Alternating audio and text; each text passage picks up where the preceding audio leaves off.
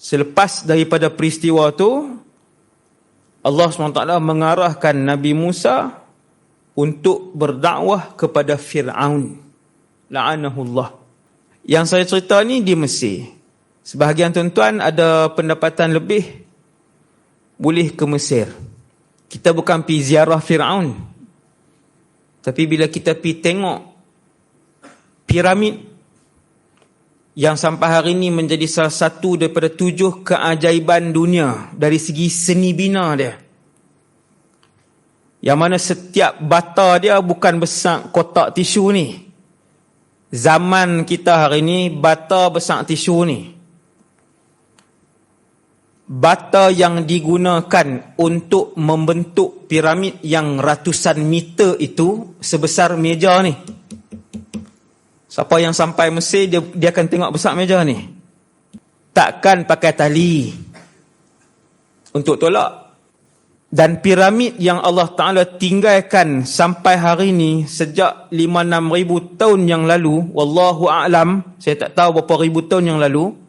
Kalau Nabi Muhammad pun dah 1400, Nabi Isa pun dah 2000 tahun, Nabi Musa wallahu a'lam berapa ribu tahun yang dulu punya teknologi.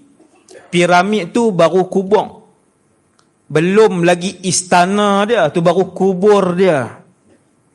Bukan seketui itu piramid, ada banyak untuk bubuh jenazah ataupun mumia raja-raja Mesir yang bergelar Fara'inah ataupun Fir'aun.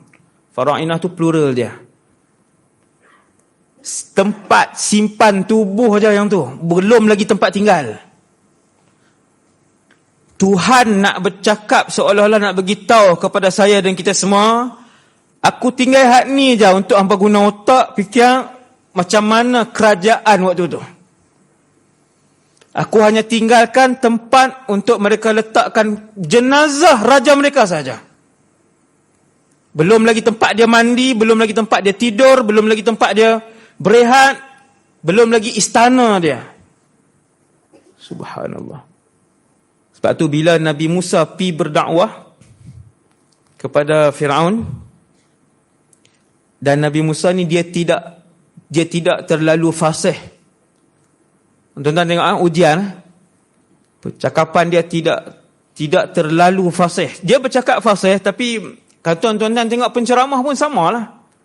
Ada yang betul-betul fasih cakap, kita dengar dia cakap seronok. Saya dengar pun seronok. Ada orang saya dengar seronok dengar dia cakap. Fasih. Waktu tu ada Nabi Harun yang lebih fasih. Maka Nabi Musa kata, Rabbi syrah li sadri wa yassir li amri wahlul 'uqdatan min lisani yafqahu qawli. Itu doa Nabi Musa sebelum pergi berdakwah, sebelum bercakap depan Fir'aun. Waj'al li waziran min ahli Harun akhi. Wahai Allah, boleh tak lantik sekali Harun? Afsahu minni. Nabi Musa kata dia lebih fasih bila bercakap. Dan bila nak arah untuk pi, Allah Ta'ala kata idhaba ila Fir'aun. Dua-dua kamu pergi. Kedua kamu pergi.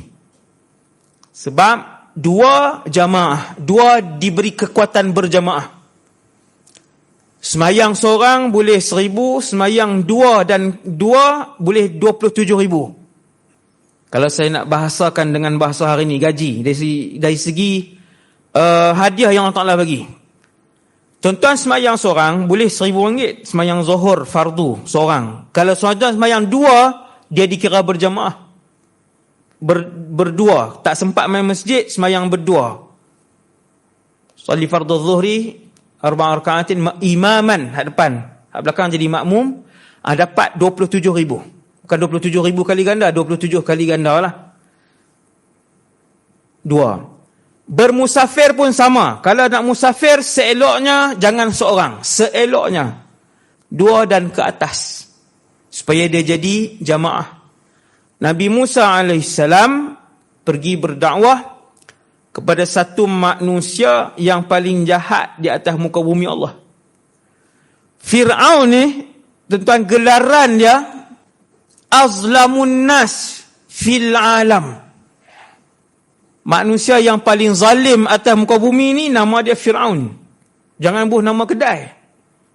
Tapi kalau jual vape tak apa, abuh Fir'aun. Kan? Benda-benda tak apa nak ni kan. Kedai rokok ke, kedai arak ke, abuh kedai Fir'aun. Melawak. Tuan-tuan, Fir'aun adalah manusia paling zalim sekali atas muka bumi ni. Waktu Nabi Musa lahir, sebelum lahir,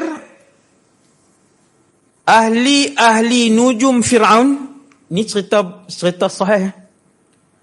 Ahli nujum Fir'aun, mereka mimpi akan keluar daripada Bani Israel, Yahudi. Bani Israel, alias Yahudi.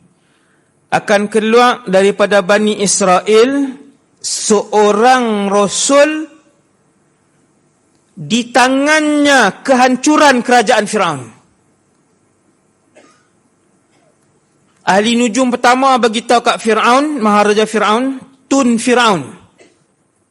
Ini bukan saya kutuk orang yang nama Tun hari ni, bukan. Saya nak bagi faham. Waktu tu jawatan paling tinggi. Bahkan dia lebih tinggi daripada yang di Pertuan Agong di Mesir ketika itu. Dia diberi gelaran Fir'aun, kemudian baru nama dia Fir'aun apa-apa. Fir'aun apa-apa. Fir'aun ni macam Tun lah, di depan kali Tun, lepas tu nama. Saya nak bagi mudah faham. Maka nujum kedua, nujum ketiga, nujum keempat bagi tahu benda yang sama. Wahai tuanku Fir'aun, akan lahir satu orang Rasul. Di tangan Rasul itu kehancuran kerajaan tuanku. Maka Fir'aun pun panggil ahli mesyuarat dia. Yang tu ahli nujum lain. Dia ada ahli mesyuarat dia pula, menteri yang paling kanan. Tukarlah kabinet awal kali pun paling kanan dia ni. Nama dia Haman. Ni tak perli siapa-siapa tau. Ini sejarah Fir'aun. Haman ialah menteri paling kanan sehingga nama dia disebut dalam Quran. Dan dialah yang diarahkan oleh Fir'aun. Selepas Nabi Musa mai dakwah tu, bagi tahu kata ada Tuhan yang bernama Allah Jalla Jalaluh yang mencipta alam. Maka Fir'aun panggil dia punya ahli mesyuarat dia, tanya pendapat, depa pun bagi tahu bunuh semua kanak-kanak ataupun bayi lelaki daripada Bani Israel yang lahir. Sebab bayi itu belum dilahirkan. Tuan-tuan, ni memang wahyu ke apa tuan-tuan? Tu ada perbahasan dia tu. Yang tilik ini adalah ahli nujum. Kami melihat bintang, kami membaca bahawa akan keluar. Ini bukan Taurat. Sebab Nabi Musa, Nabi Isa belum ada, Nabi Musa belum menjadi Rasul, bukan Taurat. Ahli-ahli nujum melihat, bertilik, mereka tilik beberapa orang ahli nujum negara. Bagi tahu tilikan dan apa yang mereka nampak akan lahir. Maka bila mesyuarat, Fir'aun pun dapat keputusan, kita bunuh semua bayi lelaki yang akan lahir. Laki saja, sebab Rasul hanya lelaki. Adapun bayi Bani Israel yang wanita, yang kanak-kanak bayi perempuan tidak dibunuh. Subhanallah. Tuan-tuan, sejahat-jahat Presiden Amerika Syarikat, sejahat-jahat Presiden Rusia, sejahat-jahat siapa? Presiden mana lagi? Kanan-kanan. Presiden Syria lah, senang. Dia tak buat keluar arahan untuk bunuh bayi yang lahir. Tuan-tuan nak faham manusia paling jahat, Fir'aun ni, dia adalah presiden negara yang besar, bukan besar Kedah tau, bukan besar Melaka, besar Selangor. Sebuah negara yang besar sehingga kerajaan sekeliling semua membayar ufti kepada Fir'aun. Dia buat keluar arahan rasmi, semua yang lahir bayi, sembelih. Zabah, dia arahan tu zabah. Zabah ni sembelih. Tuan-tuan gamak kah? Ambil seorang sembelih, bayi. Lahir, terus rampas Bani Israel punya bayi lelaki, sembelih. Hasbunallah wa ni'mal wakil. Saya satu kisah ni, saya dah boleh faham kenapa Rasulullah bagi tahu kepada kita manusia yang paling zalim ni Fir'aun. Bermula daripada minggu itu, selepas daripada tilikan para nujum, arahan rasmi, setiap bayi Bani Israel yang lelaki dibunuh. Semua dibunuh. Dan memang dibunuh. Dia bukan sekadar arahan kemudian anak jiran kesian tak ya. Kita anak jiran, anak AJK, anak macam-macam adik-beradik. Ini tak ada. Semua dia bunuh. Kemudian bila bunuh, setiap hari bunuh yang lahir, setiap minggu bunuh. Seorang menteri ni kata, tuanku, kalau bunuh semua Bani Israel, siapa nak tolong cuci longkang? Hak nak kerja, ni hamba abdi ni lah, hak mengurut, cuci longkang, tukang masak ni. Waktu tu Bani Israel ni banyak kuli. Dipaksa oleh kerajaan Firaun ketika itu. Maka dibuat setahun dibunuh, setahun tidak dibunuh. Habis cerita tu, dia panjang lagi. Dibunuh.